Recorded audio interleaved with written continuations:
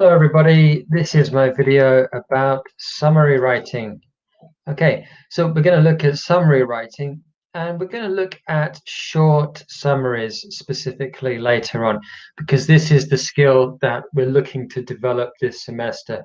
So we're going to explain what a summary is. We will look at how to do a regular summary, give an example of a full paragraph summary, and then we will focus on the short summary. Okay. So let's begin with the definition. So the simple definition of a summary is a short statement including the main points or a statement or statements that restate the main ideas or key ideas. So in an academic context, the general purpose of a summary is to give a general overview of information from the research that you read and show how it is relevant to the essay that you are writing. And of course, the key thing about a summary is that it is shorter than the original text. Okay, so you shorten the text and you include the main information or the key ideas. So, of course, summarizing information is an essential part of all forms of human communication, um, not just academic discourse. So you're doing this all of the time. So it's really not a new skill. Okay, so let's have a look at summary writing, the uses of summary writing. So when are we going to use summaries? First, to provide background information on the topic. So it might be especially useful in the introduction. It's useful for demonstrating the range of viewpoints in an academic discussion. So perhaps you want to give an overview of the different conversations or the different beliefs that writers have. Perhaps you don't want to look at those ideas in a lot of specific detail. So perhaps you can just outline them very generally so we can understand the general context or the big picture. So it's useful for explaining a writer's general position, general viewpoint, or general stance on the topic. So these words are all just synonyms here: position, viewpoint, stance. Okay, so it's also useful in any section of text where you want to conclude or summarize the difference between two writers' opinions on a topic. So let's say you outline the view of the first writer, the second writer, perhaps the third writer, and then the summary will be useful in reviewing and concluding, comparing and contrasting the differences between their ideas. So it's a very essential skill in academic writing. Okay, so what should you assume when you write your summary? You should assume that the reader is not familiar with the research article. So just assume that the reader hasn't read the article. Okay, so they haven't read it. What are the essential or main points that they need to understand? Be as brief as possible, be as concise as possible. So there is no need to include too much supporting evidence. Don't include a lot of examples or detail. Okay, it does depend on the length of the summary you're writing, but certainly for the short summaries we're doing in this class, there is almost no need for examples or supporting evidence. Okay, so let's start with a longer text. Let's say you're reading an academic journal article, for example, and so maybe it's 5 pages, 10 pages, 20 pages long, or maybe even a book.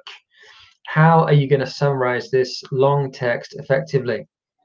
So I think you begin by reading the title and subheadings first. So we can see that this guy is doing a very good job here of going through the long text and finding the subheadings.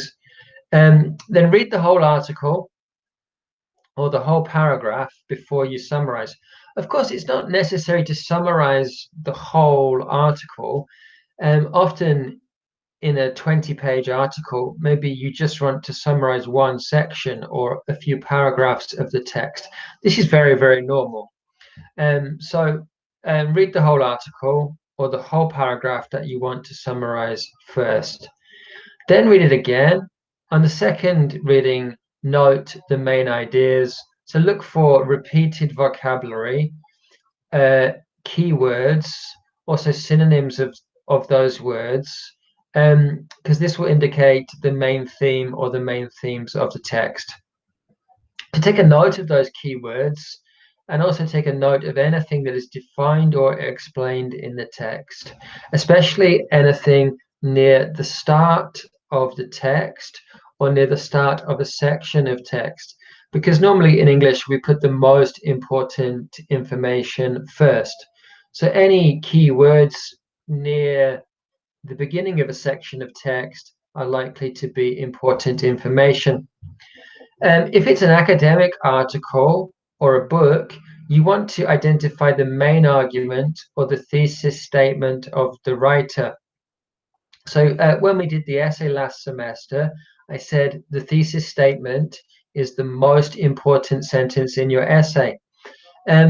When anyone writes an academic text, whether it's in the arts, the liberal arts, or in the sciences, and anywhere in between the two, there will be a sentence or sentences, a section of text that functions as a thesis statement. This is the specific argument or viewpoint of the writer or the paper. So it's very important to identify this. It's the most important sentence of the text. Another thing you can look at are the topic sentences. Of course, in academic texts, the topic sentences of each paragraph will tell you the main ideas or the main topics. So by reading those, it can help you to understand the general structure and the general content of the text. So in addition to the title and the subheadings, look at the thesis statements and look at the topic sentences in particular detail.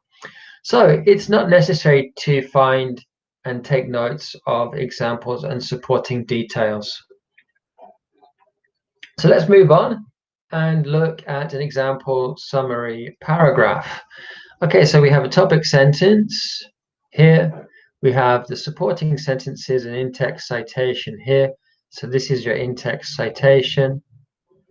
These are the supporting sentences or the supporting evidence. And then we have a concluding sentence. So in this paragraph, there is no evaluation. There's no evaluation of the significance of the supporting evidence. Normally, I tell you to do this, but we're just looking at a simple summary. And of course, in a summary, we don't need to include our own idea. So in a summary, we just describe or relay or explain the arguments and the evidence in the original text without giving our own opinion, without giving our own interpretation. So really the comment section is not necessary in a summary paragraph. Okay, and then we finish with the concluding sentence. So a summary paragraph would look like this. Okay, but what do you notice about this paragraph? So the Colonel has noticed something very important with his monocle. And he says, please observe that there is only one citation in the paragraph. A synthesis requires two citations. So I've underlined the citation in the paragraph. And of course, the Colonel is right again. I think the Colonel always seems to say something that's very relevant. He seems to be extremely intelligent. This citation here is the only citation in the paragraph. Okay, so it's not synthesis. A synthesis is when there are two texts or two citations or more than two. So this is why the skill of the short summary becomes more useful. Okay, so if you go back to this section, this text here, I just took the section in red and we're calling it a short summary. So we just have the supporting sentence and the in-text citation. So we're going to practice this in class today. I'm going to give you one longer text and you will write a shorter summary in your groups. So we'll practice this together and then maybe you can do another example if we have enough time. So let's move on and look at the new paragraph structure that I recommend for writing a synthesis essay. So we're going to have a topic sentence, and then maybe we have the first short summary of the first research article, and then a short summary of the second research article, and then we have the evaluation of the significance of the two articles, and then we have a unity or concluding sentence. Alternatively, you could do it in this way: the topic sentence, summary 1, evaluation 1, summary 2, evaluation 2, and then your unity or concluding sentence.